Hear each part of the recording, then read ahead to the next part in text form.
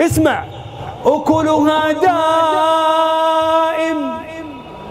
أكلها دائم وظلها، تلك عقبى الذين اتقوا وعقبى الكافرين النار. أبشركم بشرى، الإنسان إذا دخل الجنة، إذا وضع أول قدم في الجنة والله إنها ما ترجع،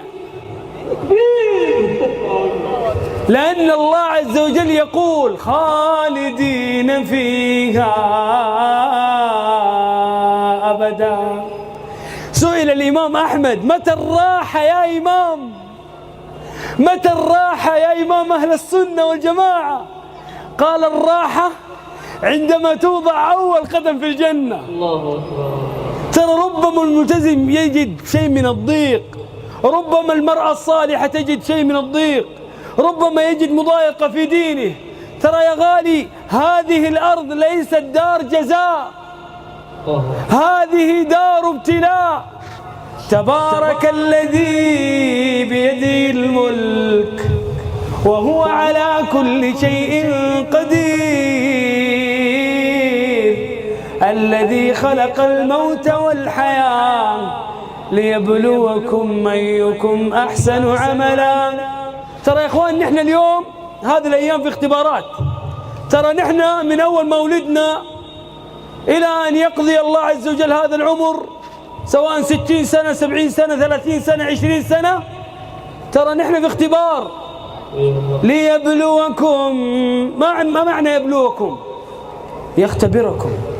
ليبلوكم أيكم أحسن عملا وهو العزيز الغفور. يا إخواني الخمر اللي في الدنيا يصدع الإنسان بسببه، الخمر اللي في الدنيا يضيع هذا الخمر عقله. أما خمر الآخرة لذة للشاربين لا يصدعون عنها ولا ينزفون. إذا شربت خمر الجنة ما يصدع راسك ولا يذهب عقلك. لذة للشاربين.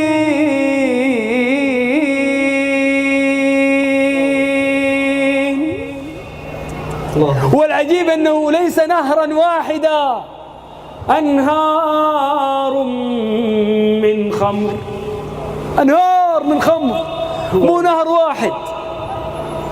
وفاكهة مما يتخيرون ولحم طير مما يشتهون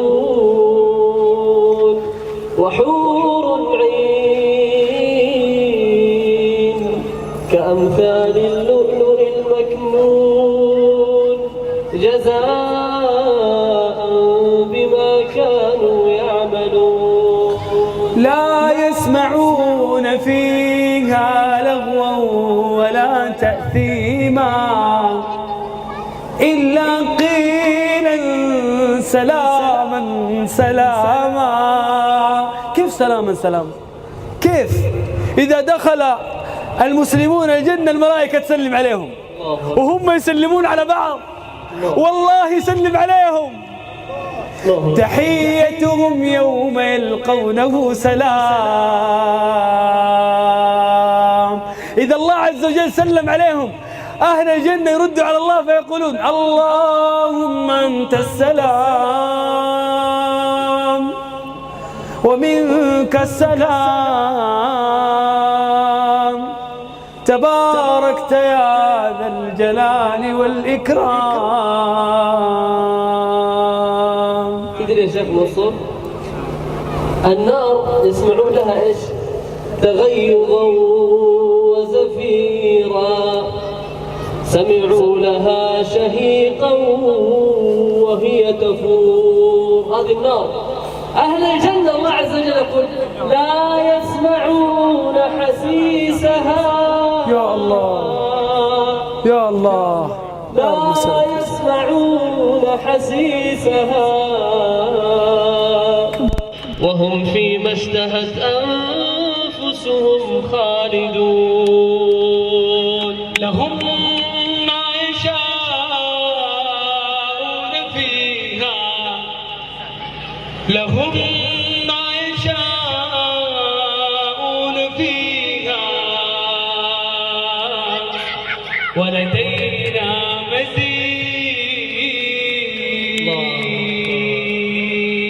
المزيد رؤية الله يا رب. على الأرائك ينظرون إلى الله وإلى ما أعد الله عز وجل لهم من القصور والأنهار والحور. فمن أجل ذلك نريد أن نكون في هذه الدنيا من الأبرار. أزيدك يا شيخ منصور. إن لك ألا تجوع فيها ولا تعرى وأنك لا تظمأ فيها ولا تضحى. ايش الدار هذه؟ يا سلعة الرحمن لست رخيصة. والله ما رخيصة مع هذا النعيم كله، والله ما رخيصة، بل أنت غالية على الكسلان. شتان بين اللي يقوم صلاة الفجر واللي نايم، لكسلان ما يقوم. الجنة ما تأخذها كده، الجنة عروس ومهرها أهر النفوس. النفس تبغى تنام، لا أقوم وصلي. اسمع يا سعود، أهل الجنة إذا دخلوا الجنة لا يذوقون فيها الموت إلا الموتة الأولى ووقاهم عذاب الجحيم. أبشركم بشرى، قولوا بشر. أهل الجنة يبتعد عنهم الكدر والنكد، لأن ربي يقول فرحين